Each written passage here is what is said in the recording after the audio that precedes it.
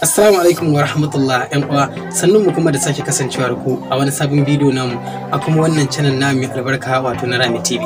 Ina roƙonka idan wannan shine karon farko a zuwan wannan channel namu da ka daure zaka ga wata alama a ƙasa mai jan rubutu wato subscribe, ka taba mana wannan alama ta subscribe ka kuma taba mana alamar ƙararrawar sanarwa ta yadda da zarar mun ɗora sabon bidiyo kai tsaye za a sanar da kai. Don uwa kamar da kake kallo kuma da saurare, a yau na zo ma da wani bidiyo mai matukar amfani wanda zai taimake ka kwarai da gaske wurin ɗaukar mataki ko kuma wurin bada kariya ko tsaro ga wanda ka isa da shi, kanwarka misali kanwarka ko budurwarka ko matarka ko kuma ɗanka ko kuma dai wanda ka isa da shi. Amma ina roƙonka dan uwa kada ka yi amfani da wannan application domin cutar da wani ko wata. Ba mu yi wannan bidiyon domin mu koyar da kai wannan ba, mun dai wannan bidiyo ne domin koya ma ko kuma nuna ma hanyoyin da zaka bi ka ɗauki mataki akan haka. Misali, a lokutan da dama zaka ga ɗanka yana hulɗa da wasu mutane waɗanda kai baka san da su ba, zaka ga yana waya a dare ko ƙanwarka ko wani abu makamancin haka, kuma kana son ka ɗau mataki akan haka, sai dai kuma an san wayarsa ka ce zaka yi mana bincike, ba zai baka cikakkar dama ta yin wannan bincike ba. To wannan hanya a takaice ita zaka bi domin ganin cewar ka binciko dukkanin wanda yake hulɗa da shi wanda kake so ka sanya take cikin sauki ba tare da ka karɓi wayarsa ba, kana zaman ka a wurin da kake kai tsaye wayar da yake za ta isa gare ka. Amma dan haka kafin mu tafi, ina son ka taba wannan bidiyo alamar like, hakan yana ƙara mana ƙwarin gwiwar shiga sassa daban-daban na duniya, mu kuma ci gaba da zakulo muku bidiyoyi makamantan waɗannan muna kawo muku a cikin wannan channel tamu. Idan ka shirya yanzu dan uwa mu shiga a cikin bidiyo. Yau dan uwa, idan muka ce description to ina nufin nan wurin shine description, nan zaka taba, bayan ka taba shi kai tsaye zai ji da kai kamar haka. To kamar da kake ganin duk wani application da muka ajiye a nan description gashi nan zaka ji zuwa ka sauke shi akan wayarka.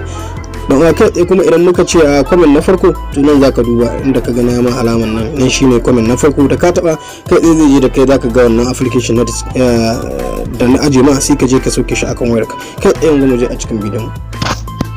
Yau dan uwa, bayan ka je ka sauke wannan application din akan wayarka, wannan shine logo din application din kamar da kake gani, shine application din. Sai mu shige shi kamar haka domin fara amfani da shi. Kai tsaye mun shigo a wannan gurin application din namu zai kawo mu a wannan guri. Abinda zamu yi anan shine wannan allow din shine zamu taba.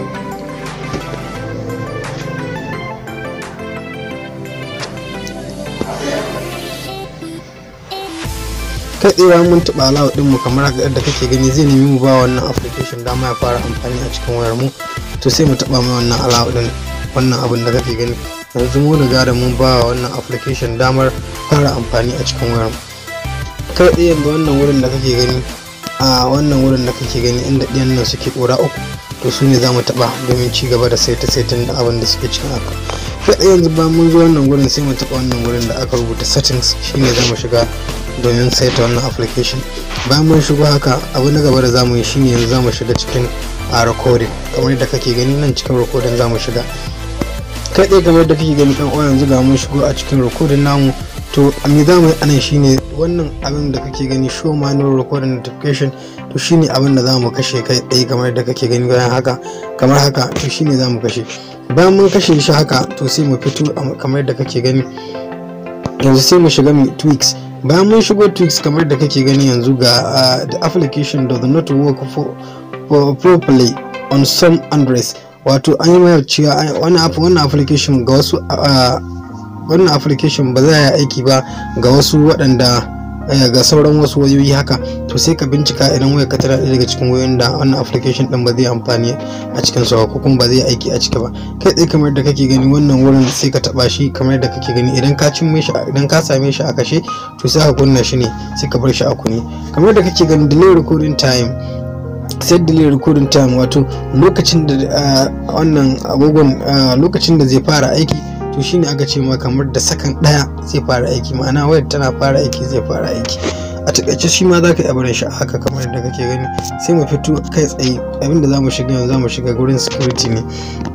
To idan muka shigo nan wurin security, me za mu yi a nan wani. Kai tsaye ba mun shigo cikin wurin da security yake, za mu iya tabawa haka domin mu sanya security a cikin wannan application din. Misali kamar in ce 1 2 3 4, kamar in ce shine security na, sai in taba wannan wurin kamar da kake gani in ce 1.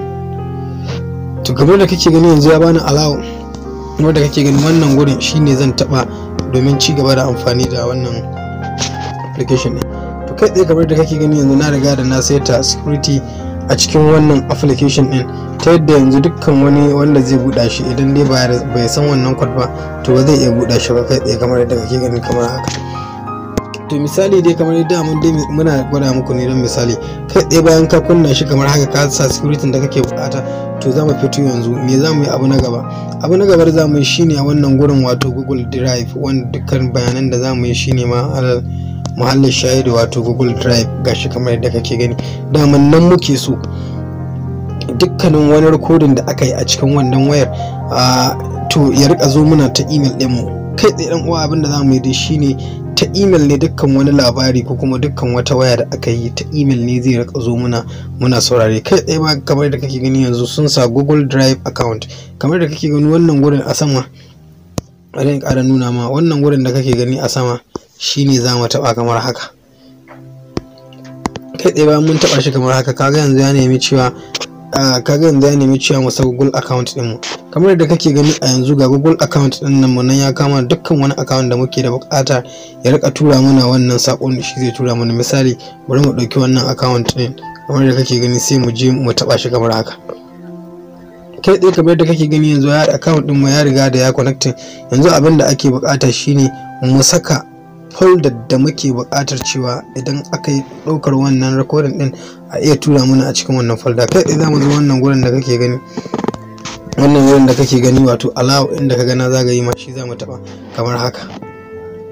Kai tsaye kamar da kake gani yanzu mun riga da mun yi connecting, kamar yadda ka ji yanzu waya ta ƙara, mun riga da mun yi connecting. Yanzu dukkan wata ɗauka da yayi kai tsaye yanzu zai saka mana shi a cikin wayar mu ba tare da wani bata lokaci ba. To kai tsaye dan uwa kamar da kake gani yanzu za mu fito sai mu sake koma a cikin security mu, kamar da kake gani sai mu tafi.